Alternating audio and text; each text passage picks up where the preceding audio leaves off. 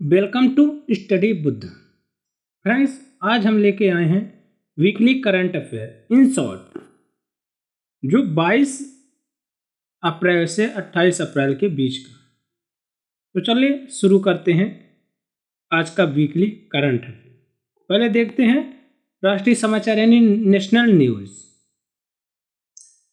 तो 2550वां भगवान महावीर निर्वाण महोत्सव, प्रधानमंत्री नरेंद्र मोदी ने 24वें तीर्थंकर भगवान महावीर की शिक्षाओं का जश्न मनाते हुए महावीर जयंती पर नई दिल्ली में इस कार्यक्रम का उद्घाटन किया।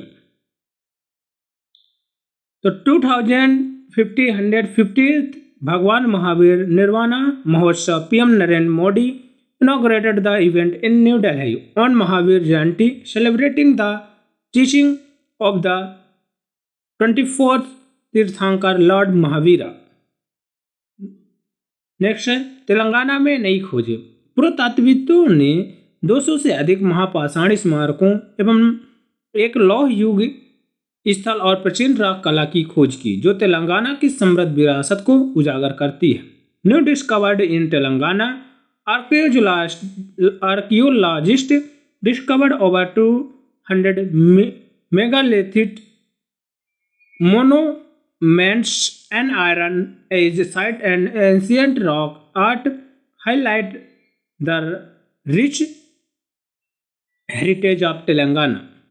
Next, लक्ष्मण तीर्थ नदी सूखा, यानी कर्नाटक के कोडागु जिले में यह नदी भीषण सूखे और गर्मी के कारण पूरी तरह सूख गई है, जिससे क्षेत्रीय जल संकट गहरा गया है। Lakshmana Tirtha River dry. The river in Karnataka, Kodagu district has completely dried up due to severe daughter and head worsening the regional water crisis. भारतीय हिमालय में हिमनद झीलें। भारतीय हिमालय में हिमनदों के पीछे हटने से हिमनद झीलों का विस्तार हो रहा है, जिससे हिमनद झील विस्फोट, बाढ़ जैसे खतरे पैदा हो रहे हैं। Glacial lake in the Indian Himalaya, the retreat of glacier in the Indian Himalaya is leading to the expansion of glacial lake, leading to hazard such as glacial lake outburst floods. Bharat की सबसे बड़ी जलवायु घड़ी। वैज्ञानिक एवं औद्योगिक अनुसंधान परिषद ने जलवायु परिवर्तन के बारे में जागरूकता बढ़ाने के लिए नई दिल्ली में भारत की सबसे बड़ी जलवायु घड़ी का अनावरण किया। India's largest climate clock, council of scientist and industrial research unveiled India's largest climate clock in new Delhi to raise awareness about climate change. AMU की पहली महिला कुलपति प्रोफेसर नईमा खातून अलीगढ़ मुस्लिम विश्वविद्यालय की पहली महिला कुलपति बनी। First women vice chancellor of AMU, professor Naima Khatoon ने become the first women vice chancellor of Aligarh Muslim University. Banking नवाचार। रिजर्व पे और एयरटेल पेमेंट बैंक ने UPI स्विच पेश किया, जबकि भारत पे ने भारत पे वन का अनावरण किया। पेयू को पेमेंट एग्रीगेटर के रूप में RBI की सैद्धांतिक मंजूरी मिल गई है। UNFPA report. भारत की जनसंख्या 1.44 मिलियन है, जिसमें से 24% 0 से 14 वर्ष के आयु वर्ग में आते हैं। तो UNFPA report India's has a population of 1.44 billion, of which 24% fall in the age group of 0 to 14 years. रत्न और आभूषण निर्यात रुझान। वित्त वर्ष 2023-24 में भारत का रत्न और आभूषण निर्यात 14.94% घटकर 32.02 बिलियन अमेरिकी डॉलर हो गया है। भारतीय ऐतिहासिक रिकॉर्ड आयोग की अपडेटिंग। IHRC ने 1919 में अपनी स्थापना के बाद से भारत में अभिलेखी मामलों पर एक प्रमुख सलाहकार निकाय के रूप में अपनी भूमिका जारी रखते हुए एक नया लोगो और आदर्श वाक्य पेश किया। ये है IHRC का नया लोगो। क्या है नया लोगो? हिमाचल प्रदेश में ग्रीन हाइड्रोजन परियोजना का शुभारंभ। भारत का पहला बहुउद्देशीय हरित hydrogen pilot project Himachal Pradesh के Nathpa Jhakri hydrogen power station में लॉन्च किया गया, जो नवीकरणीय ऊर्जा विकास में एक महत्वपूर्ण कदम है। Gem and jewellery export promotion council ने AEO का दर्जा दिया। भारत के जेम एंड ज्वेलरी उद्योग को वित्त मंत्रालय से आधिकारिक आर्थिक ऑपरेटर का दर्जा प्राप्त हुआ, जो निर्यात आयात प्रक्रियाओं को आसान बनाने और बैंक गारंटी को 50% तक कम करने की सुविधा प्रदान करेगा। अब देखते हैं इंटरनेशनल न्यूज। उत्तर कोरिया मिसाइल परीक्षण। उत्तर कोरिया ने नई विमान भेदी और क्रूज मिसाइलों का परीक्षण किया, जिससे दक्षिण कोरिया और अमेरिका के साथ तनाव बढ़ गया है। North Korea missile test. North Korea test new anti aircraft and cruise missiles, raising tension with South Korea and the United States. Kuwait Bharat. सांस्कृतिक संबंधों को मजबूत करने के लिए कुवैत में पहला हिंदी रेडियो प्रसारण शुरू किया गया। India Kuwait. First Hindi radio broadcast launched in Kuwait to strengthen cultural ties. Nepal में इंद्रधनुष पर्यटन सम्मेलन, अपनी तरह का पहला आयोजन, जिसका उद्देश्य पर्यटन में समावेशिता को बढ़ावा देना है। First of the its kind events aim to promote inclusive in tourism. बाघ परिदृश्य सम्मेलन के लिए सतत वित्त। तो भूटान बाघों के आवासों को संरक्षित करने के लिए एक दशक में $1 बिलियन जुटाने के लक्ष्य के साथ सम्मेलन की मेजबानी करता है। संयुक्त राष्ट्र रेजिडेंस समन्वयक नियुक्ति। भारत की गीता समरवाल को इंडोनेशिया में संयुक्त राष्ट्र रेजिडेंस समन्वयक नियुक्त किया गया।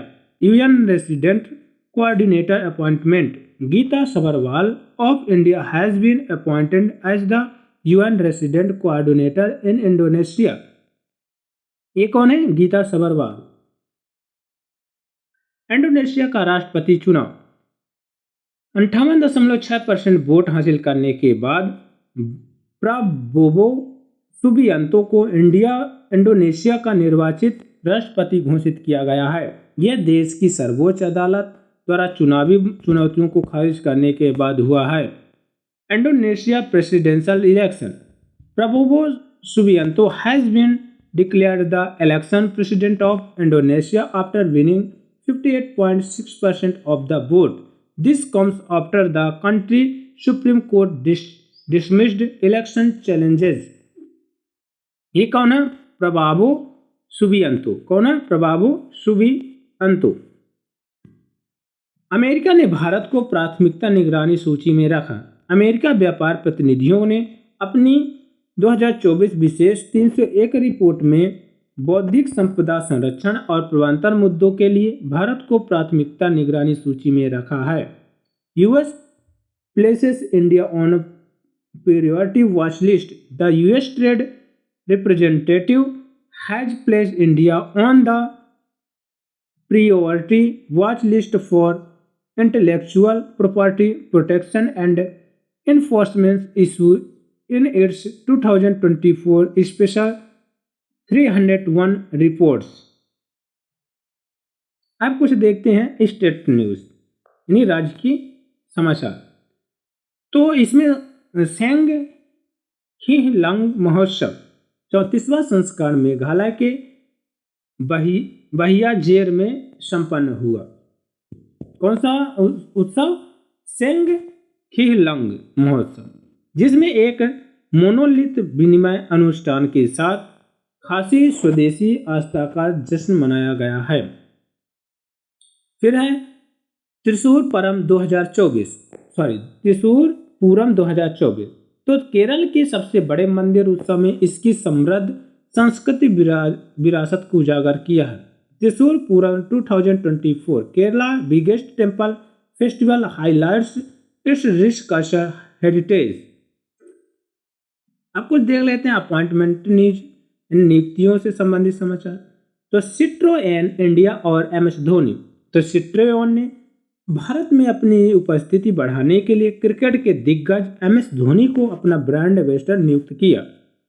तो Citroen has appointed cricket legend M S Dhoni as its brand ambassador to expand its presence in India. HDFC life में नेतृत्व परिवर्तन। तो दीपक एस परेख के इस्तीफे के बाद केके मिस्त्री को अध्यक्ष नियुक्त किया गया है। Leadership changes at HDFC life. तो केके मिस्त्री अपॉइंटेड चेयरमैन आफ्टर दीपक एस परेख्स लेजिस्लेशन। ये कौन है? केके मिस्त्री। केके मिस्त्री इंडोनेशिया में संयुक्त राष्ट्र रेजिडेंट समन्वयक। तो गीता समरवाल को संयुक्त राष्ट्र द्वारा इंडोनेशिया में नए रेजिडेंट समन्वयक के रूप में नियुक्त किया गया है। अभी हमने ऊपर देखा था AMU की पहली महिला कुलपति कौन बनी थी? नाइमा खातून, जो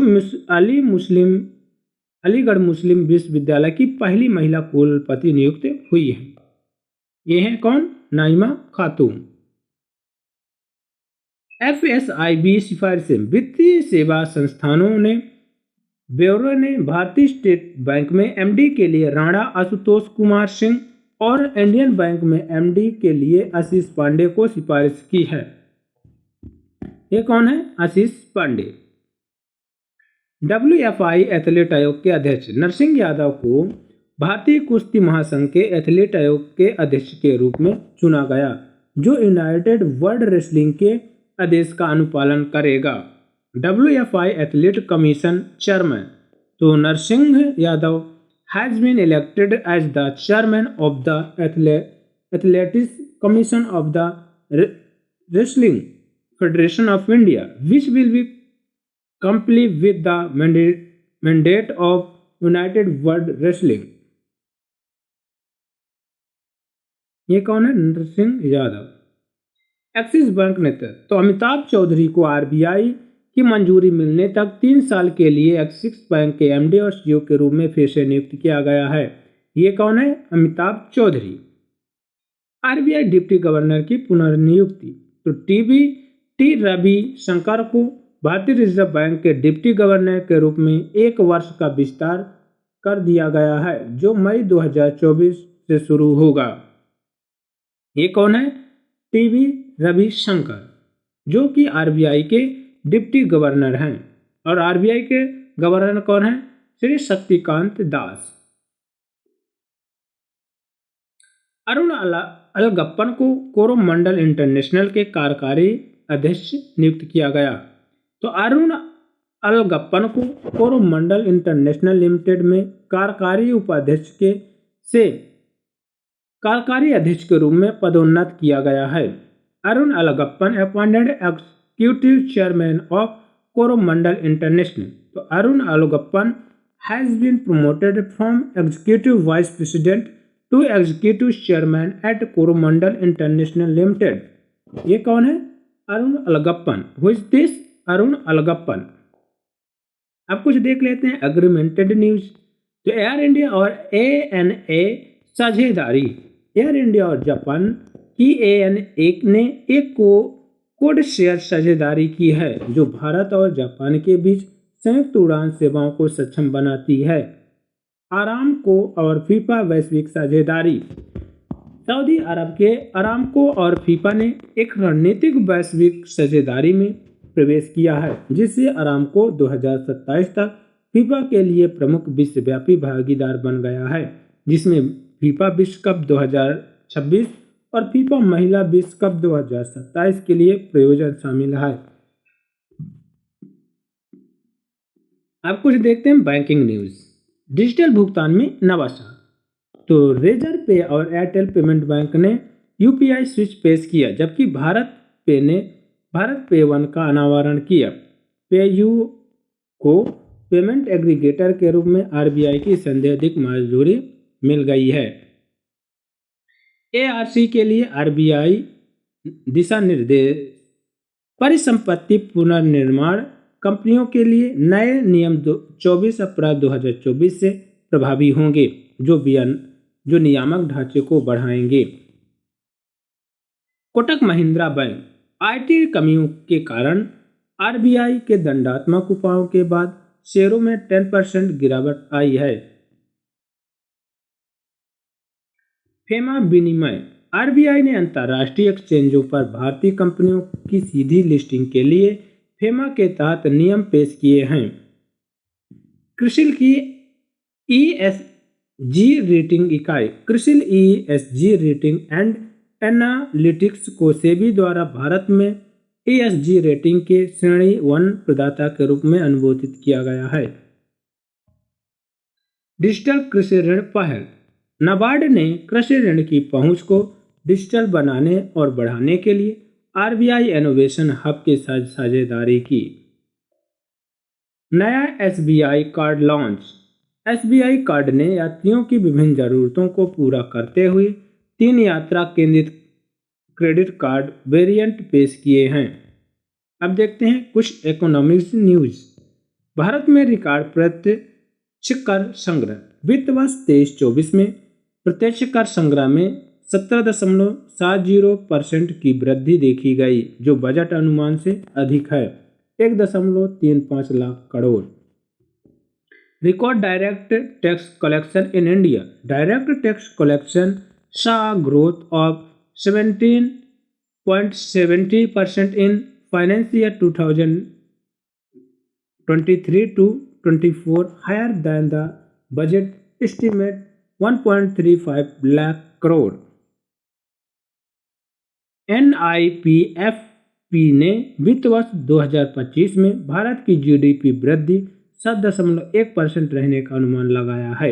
national institute of public finance and policy ने प्रभावी राजकोषीय समेकन और कर रणनीतियों पर प्रकाश डालते हुए वित्त वर्ष 2024-25 में भारत के लिए 7.1% जीडीपी वृद्धि की भविष्यवाणी की है। व्यापार से संबंधित कुछ न्यूज, बिजनेस न्यूज। तो दूरसंचार उद्योग रिलायंस जियो ने 481.8 मिलियन ग्राहकों के साथ डेटा ट्रैफिक में वैश्विक दूरसंचार बाजार में अग्रणी चीन मोबाइल को पीछा छोड़ दिया है। माइक्रोसॉफ्ट का एआई इनोवेशन। माइक्रोसॉफ्ट का नया V3 मिनी एआई मॉडल उन्नत प्रदर्शन प्रदर्शित करता है, जो भारत के फार्मास्यूटिकल उद्योग जैसे क्षेत्रों को प्रभावित करता है, जिसका निर्यात 10% की वृद्धि के साथ $28 बिलियन हो गया है। अदानी का विझिन्झाम पोर्ट भारत का पहला ट्रांसशिपमेंट हब बन गया है। सरकार ने विनिर्माण केंद्र के रूप में भारत की भूमिका को बढ़ावा देने के उद्देश्य से केरल में अदानी ग्रुप के विझिन्झाम पोर्ट को भारत के पहले ट्रांसशिपमेंट हब के रूप में संचालित करने की मंजूरी दे दी है। Sports news. मैक्स वर्स्टैपन ने चीनी ग्रांड प्रिक्स जीती। मैक्स वर्स्टैपन ने इस ग्रांड प्री में अपना पहली जीत हासिल की, जिससे विश्व चैंपियनशिप में उनकी बढ़त मजबूत हो गई है। गुकेश के लिए शतरंज मील का पत्थर। 17 वर्षीय Dommaraju Gukesh FIDE candidates tournament जीतकर विश्व शतरंज चैंपियनशिप के लिए सबसे कम उम्र के चैलेंजर बन गए हैं। ये कौन है? डुम्मा राजू गुकेश। नंदिनी प्रयोजन विवाद। T20 विश्व कप के लिए स्कॉटलैंड और आयरलैंड क्रिकेट टीमों को प्रायोजित करने पर बहस। टेनिस जीत। कैस्पर रूड और एलेना रैबाकिना ने क्रमशः बार्सिलोना ओपन और स्टटगार्ट ओपन जीता। आईपीएल विकेट लेने वाले युजवेंद्र चहल आईपीएल इतिहास में सबसे ज्यादा विकेट लेने वाले की सूची में शीर्ष स्थान पर हैं। सौरव घोषाल की सेवानिवृत्ति। भारतीय स्क्वैश खिलाड़ी सौरभ घोषाल ने पेशेवर स्क्वैश से सेवानिवृत्ति की घोषणा की है। T20 विश्व कप राजदूत उसेन बोल्ट को वेस्टइंडीज और संयुक्त राज्य अमेरिका की सह मेजबानी में आईसीसी पुरुष T20 विश्व कप 2024 के लिए आधिकारिक राजदूत नामित किया गया है। युवराज सिंह और शना मीर को आईसीसी राजदूत नामित किया गया। भारतीय क्रिकेट के दिग्गज युवराज सिंह को आईसीसी पुरुष T20 विश्व कप 2024 के लिए और पाकिस्तान क्रिकेट की दिग्गज शना मीर को आईसीसी महिला T20 विश्व कप क्वालिफायर के लिए राजदूत नियुक्त किया गया है। Yuvraj Singh and Sana Mir named ICC ambassador. Indian cricket legend Yuvraj Singh has been appointed as the ambassador for the ICC Men T20 World Cup 2024 and Pakistan cricket legend Shana Mir has been appointed as the ambassador for the ICC Women's T20 World Cup qualifier। कुछ अब awarded news है। पबुलरी सुब्बा राव को आर्यभट्ट पुरस्कार मिला। यह पुरस्कार भारत में अंतरिक्ष विज्ञान में उनके योगदान के लिए दिया गया है। Mohammed Salim world press photo of the year 2024 किसे मिला है? मोहम्मद सलीम को। ये है मोहम्मद सलीम। रतन टाटा अपने वैश्विक मानवीय प्रयासों के लिए किस मानवाधिकारी पुरस्कार 2021 प्राप्त किया? लारियस वर्ल्ड स्पोर्ट अवार्ड 2024 किसे मिला है? नोवाक जोकोविच को 5वीं बार Laureus world sportsman of the year चुना गया है। लता दीनानाथ मंगेशकर पुरस्कार अभिनेता रणदीप हुड्डा को भारतीय सिनेमा में उनके योगदान के लिए यह पुरस्कार मिला है। विशेष रूप से स्वतंत्र वीर सावरकर में उनकी भूमिका के लिए दिया गया है। रक्षा समाचार। भारतीय नौसेना का पूर्वी लहर अभ्यास। इस प्रमुख अभ्यास ने पूर्वी तट पर भारत की समुद्री तैयारियों का परीक्षण किया है। राष्ट्रीय रक्षा विश्वविद्यालय और स्टारबस्ट एरोस्पेस और रक्षा में नवाचार को बढ़ावा देने के लिए एक समझौता ज्ञापन पर हस्ताक्षर किए। ब्राइटन श्रद्धांजलि। इंडिया गेट स्मारक पर विश्व युद्ध के भारतीय सैनिकों के सम्मान में 1 वर्षीय कार्यक्रम आयोजित करने की योजना है। IAF missile test. भारतीय वायुसेना ने अपनी क्षमताओं को बढ़ाते हुए हवा से प्रक्षेपित की जाने वाली एक नई मध्यम दूरी की बैलिस्टिक मिसाइल का सफलतापूर्वक परीक्षण किया है। रैंक और रिपोर्ट समाचार यानी रैंक से संबंधित कुछ न्यूज। भारत का सैन्य खर्च सीमा रक्षा पर केंद्रित महत्वपूर्ण निवेशकों के साथ 2023 में विश्व स्तर पर चौथे स्थान पर रहा है। UNFPA report. भारत की जनसंख्या 1.44 बिलियन है, जिसमें 24% 0 to 14 वर्ष के वर्ग में आते हैं। रत्न और आभूषण निर्यात के रुझान। वित्त वर्ष 2023-24 में भारत का रत्न और आभूषण निर्यात 14.94% से घटकर 32.202 बिलियन अमेरिकी डॉलर हो गया है। पासपोर्ट समर्थ रैंकिंग। तो देखा जाए तो भारतीय पासपोर्ट विश्व स्तर पर दूसरा सबसे सस्ता, इस सूची में UAE सबसे ऊपर है। भारत में स्वच्छ ऊर्जा परिवर्तन। कर्नाटक और गुजरात अग्रणी हैं, यानी भारत में स्वच्छ ऊर्जा परिवर्तन में कर्नाटक और गुजरात अग्रणी हैं, जबकि झारखंड और अन्य अक्षय ऊर्जा के एकीकरण में पीछे हैं। विज्ञान और प्रौद्योगिकी से संबंधित न्यूज। तो क्लाउडेड टाइगर बिल्ली की खोज। हाल ही में वैज्ञानिकों ने ब्राजील के वर्षा वनों में जंगली बिल्ली की एक नई प्रजाति की पहचान की है, जिससे संरक्षण के प्रयास तेज हो गए हैं। Clouded tiger cat discovered. Scientists have identified a new species of wild cat in Brazilian rainforest, sparking conservation efforts। महासागर दशक सम्मेलन। भारत ने बार्सिलोना स्पेन में एक क्षेत्रीय महासागर अवलोकन केंद्र की वकालत की है। माइक्रोसॉफ्ट का VASA वन AI एप्लीकेशन जो यथार्थवादी अभिव्यक्तियों के साथ स्थिर छवियों को एनिमेट करता है। नासा के नवाचार, न्यूजीलैंड में सौर ऊर्जा से संचालित अंतरिक्ष यान लॉन्च किया गया। नासा के ह्यूमन एक्सप्लोरेशन रोवर चैलेंज में भी भारतीय छात्रों ने उत्कृष्ट प्रदर्शन किया है। अब देखते हैं कुछ बुक्स एंड ऑथर्स न्यूज।